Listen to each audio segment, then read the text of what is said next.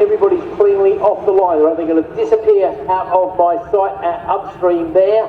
And we get ready for the second start. Now they're going to be coming up through Charlie's, off at Charlie's too. Here goes the green flag here. Here they come, and there's a freight train really already. A bit of a gap between the first few riders already in the first two corners. Okay, watch the next grid get on the way, and Bruce is very, very slow off the line. We're talking about struggling with the TZ. Well, it looks like Hayden Smith has been doing what you said. Give it no mechanical sympathy whatsoever, because he's taken off after Sean Crone, who got the four-stroke launch very nicely indeed. But I think you're going to see that number 14 machine, unfortunately, dropping back to the field already there when they come over the hill and back towards you there. And you've already got the big diesels in your sight as well, of course. Yeah, there's a bit of side action as they come out of Charlie's 2 there already. And Hayes has gone for the lead of this class up the inside into Park. Excellent stuff. Well, he's getting used to the brakes of that TZ as the 600s come into my sight under the bridge. You'll be able to kind of get a glimpse of them from where you are, but it's showing a very brief glimpse as they disappear once again up the mountain. I have pushed, you can't see them up the mountain. They're keeping it clean and green. So much in the way of new bikes, but it's a bit of a refugee place for some of the older 400s as the leaders in the Open 500s come towards me. And I think you're right, mate. I think that is indeed Hayden Smith in the lead as the rookie 600s come over the line, and it is indeed Robinson who leads. Then it is going to be Hall, Wright. Heffringham has dropped back after that good qualifying. He comes across the line in fourth. Then it's Roche, Wingate, Eaton, Morris, Hargreaves across the line next, and then Doc a little bit further back, and so is Aitken hasn't come across the line yet. He's coming across the line now, so he's going to be the first one to get gobbled up by the rapid two strokes who are now coming towards us. Here they come. I'm going to call them across the line. I know you've got the four strokes in sight there, mate. Gets confusing, doesn't it? And here we go. Then it is Smith, Crone, Donkersley, Dunn obviously dropping back through the field after that terrible start. He comes across the line though in third place in class of that fourth overall in the 500. And it's Sheriff, Woodall, Cooper, Fabra, Lee, Prinos, Harvey, then Fox, Adams, Islebeck and Armour. So that's the bikes over the line there. What can you see, my friend? Well, I can see a bit of a gap developing here at the front of the Open 500 class. Terry Lewis's bike with Hayden Smith on board is flying, mate, flying. He's got a nice gap between him and the second and third place men. Watching him back up the mountain already. This is the trouble with the split start. Does get very confusing. Hopefully the rest of the race will be a little bit smoother for us. Robinson is the fastest in the first section with a 57.291. Going to be interesting to see how quick the little two then match that when they come back to that point, which they'll do very shortly indeed. The rest of them there in the 59, so definitely Robinson who is the class of the field here. Kieran Robinson, new name for us here, I think. He says, yeah, he hasn't raced with us so far this year, so maybe he's a bit of a local man, not quite sure. He certainly knows his way around Camwell Park, that's for sure, as he comes across the line with a 38.388. Well, look at the lap records as we go through the races. It's a great morning, I think, to be looking at those. And surprisingly for me, the two strokes don't go any faster than four strokes. In fact, the fastest of the two strokes looks to be that's going to be done there with a 59.5. So Bruce is coming very rapidly indeed, but he's a couple of seconds slower than the best of the diesels at this stage. Everybody across the line safely. The only position change was for 7th place as Morris went past on Heaton. Here comes Hayden Smith, though, still enjoying the lead in the Open 500 two-stroke division. Sean Crone chases with the lead in the four-stroke, then Donkersley next across the line. Dunn comes across the line in fourth place in that particular class, and as I suspected, Aitken is already being lapped by these guys, so a little bit of a problem there for some people, but of course if somebody's going that slowly, it's not such a problem to get past, but is it, Rick? No, exactly, mate, exactly. There was some nice overtaking talking of slow riders on the back marker down through the gooseneck just now, just moving him over out of the way. Another fastest first sector there for Kieran Robinson. I'm going to have to have a look at my entry list and see where he hails from, actually. I'm one of the who is a bit of a local man. We do get into quite a few circuits, as you well know, Rick. Wakefield, according to what I've got here. Wakefield, that's kind of up Yorkshire way somewhere, isn't it, mate? Yeah, it's probably not too far away for him to get here on a regular basis, probably. Yeah. No, I can totally feel that.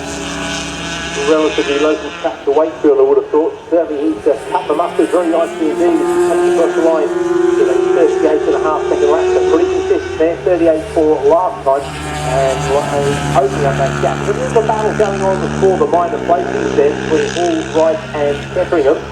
And then behind them is another scrap between Roshan, Wingate and Morris.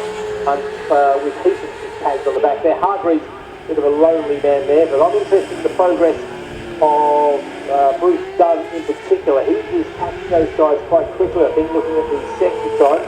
Yeah, interesting to see. I think you need to keep an eye on the second, third, fourth in the rookie 600s because they're tight together, they are, and it looks like that's going to raise all race. Here comes Bruce then, he's over the line. He's having a bit of a lonely race actually. Did he ever have a look at those lap times of 43.6? That is quite slow for Bruce actually. So he will be the first to admit actually a little bit ring rusty, of course. He hasn't come out to play very often. Pete Woodall is indeed on that CD 500.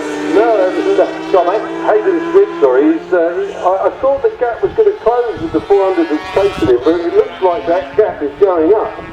Second and a half over the line this time, so I'll keep an eye on that. He's pushing on, mate. He's using all the track out here out of Charlie's too as well. Yeah, he's about 10%, no, 100% that's short throw, that's what it's about.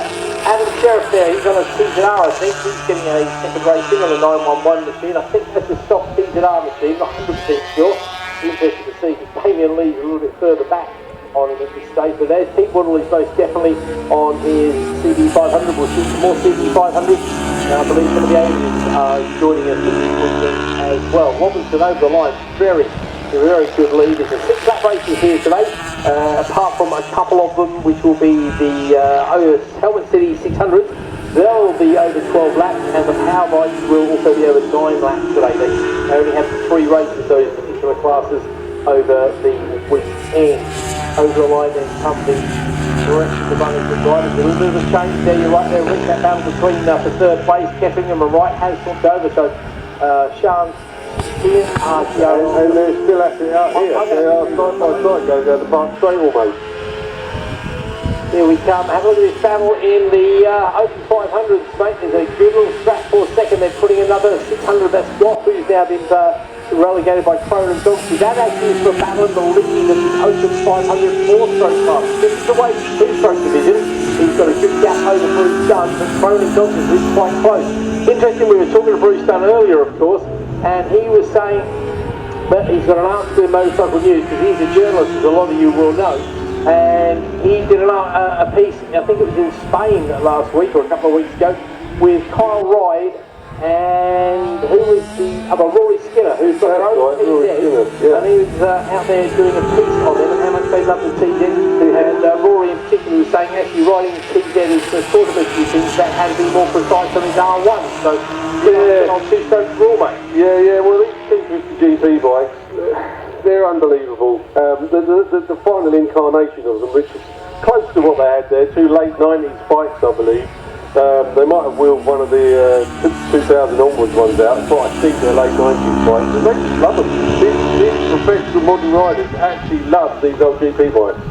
Yeah, every reason to. They're actually stunning machines as they come across the line then to receive the last lap flag. So just one more circulation for everybody before it's time to go back to the paddock and come up with, well, the old excuse book is the favourite thing to reach for, isn't it, after a race, mate?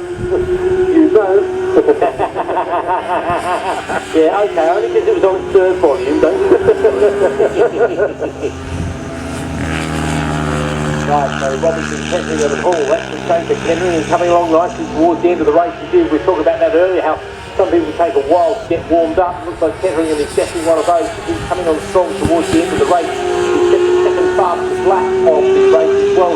Good PBs on that particular lap, and unfortunately for him, Robinson is now 17 seconds up the road. 2-stroke finish Smith, who is happily leading Donkersley and Crone, not necessarily in that order. Dunn goes past on Goff as well, but stays where he is, second in class. Third of the 2-strokes then, that's going to be Cooper, ahead of Sheriff there, as unfortunately looks like Goff has pulled into the pits to retirement. He's upright on the bike here in the pit lane, and unfortunately for him, he will take no further part in this particular event. So I'm going to keep an eye on, mate, because it has tumbled the last couple of meetings, particularly obviously the Open 500, whoever is quickest in each class will get a lap record to their name. It's a checker flag. Indeed, go out to everybody. They'll get a lap record whoever's the quickest over the weekend, but the one we have seen tumble lately is the rookie 600 lap record.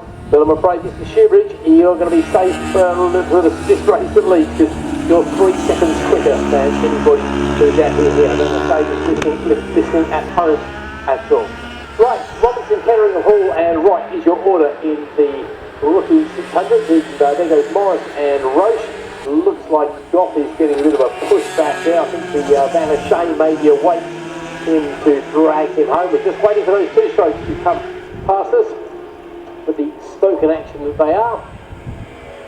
See the flag going out, and here comes Hayden Smith, 25 points into his piggy bank. Second across the line, that is Sean Crowe. So he's the lead in the championship, which I believe he has at the moment in the 4-stroke division. Yes, he has 49 points, so that's going to go out a little bit more as he puts another 5 points over the second place man, Donkersley. Bruce Dunn eligible for points, so he'll pick up 20 of them at his first points of the year, of course. But it's all good news for Hayden Smith, who leads the way in the championship ahead of Ian Davis, who I don't think is there, and then Damien Lee, who will actually move past Ian into second in the championship after that result there, I think. Third place then, that is going to go to Darren Cooper. So well done, Darren. And third place in the 2-stroke division. Third place in the 4-strokes. Hang on, it's getting confusing here. Right, so we've got Crone, Donkersley and Woodall. Actually, Pete Woodall picks up another medal. He's first in this class, I believe. Then we've got Smith